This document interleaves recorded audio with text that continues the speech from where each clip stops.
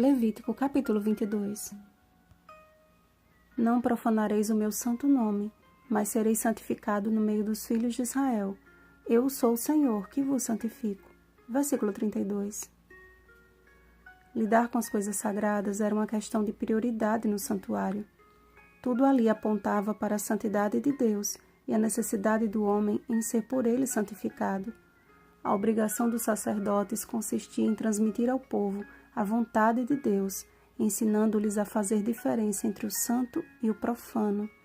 Os sacrifícios realizados no pátio do tabernáculo e as ofertas de manjares eram considerados coisas sagradas, portanto, não poderiam ser consumidos de qualquer forma e nem por qualquer um.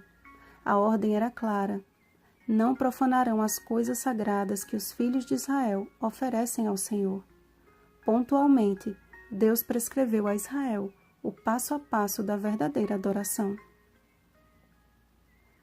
Havia todo um cuidado de Deus para que os seus filhos não profanassem as coisas sagradas e nem o seu santo nome, lidando com o sagrado de forma comum. Aquele que criou o homem para a sua glória, Isaías capítulo 43, versículo 7, não poderia exigir-lhe menos do que poderia oferecer. Ofertas de animais com defeito eram inaceitáveis. Como uma representação de Cristo, o perfeito Cordeiro, cada animal deveria ser cuidadosamente selecionado para compor o cenário de adoração.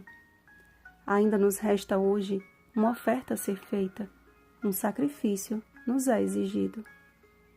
Rogo-vos, pois, irmãos, pelas misericórdias de Deus, que apresenteis o vosso corpo por sacrifício vivo, santo e agradável a Deus, que é o vosso culto racional.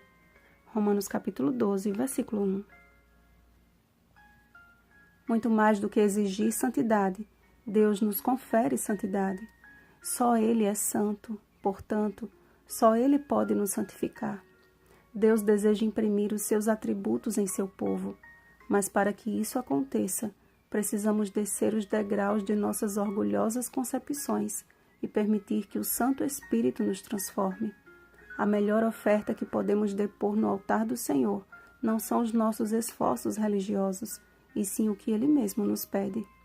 Dá-me, filho meu, o teu coração, e os teus olhos se agradem dos meus caminhos. Provérbios capítulo 23, versículo 26. Sabem quando começa a genuína conversão? Não é quando fazemos a obra de Deus, mas quando permitimos que o Deus da obra nos encontre. Todas aquelas leis e obrigações consistiam em ensinar a Israel que o Senhor desejava ter um encontro especial com o seu povo todos os dias. Quando um pecador se dirigia ao templo com uma oferta segundo seus próprios critérios e o coração endurecido para ouvir a voz de Deus, estava a replicar a ofensiva oferta de Caim. Foi pela fé que Abel ofereceu a Deus mais excelente sacrifício do que Caim, pelo qual obteve testemunho de ser justo, tendo a aprovação de Deus quanto às suas ofertas. Hebreus capítulo 11, versículo 4. Abel depositou o seu coração naquela oferta e foi selado para a eternidade. Caim, porém, ofereceu do que achava ser o melhor, duvidando da provisão de Deus e recebendo o sinal de eterna maldição. A diferença entre a verdadeira adoração de Abel e a falsa adoração de Caim tem sido vista no decorrer da história deste mundo e permanecerá até que Cristo volte e ponha as ovelhas à sua direita, mas os cabritos à esquerda. Mateus capítulo 25, versículo 33.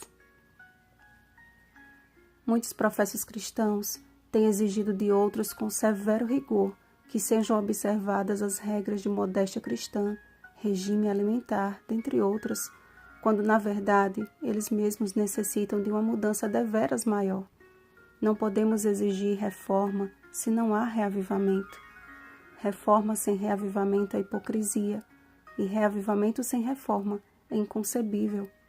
Ambos estão ligados pelo elo Espírito Santo na obra de preparar o derradeiro povo do advento.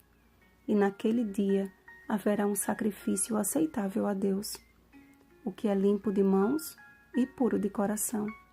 Salmo 24, versículo 4. A entrega incompleta do eu aos cuidados do Senhor desvia o nosso foco do Criador para as criaturas. Não fomos chamados para condenar, mas para salvar. A nossa missão não consiste em simplesmente ensinar a verdade, mas em vivê-la para a glória de Deus, porque dele e por meio dele e para ele são todas as coisas. Romanos capítulo 11, versículo 30 e 36. O Evangelho do Reino não é segundo o homem, mas mediante revelação de Jesus Cristo.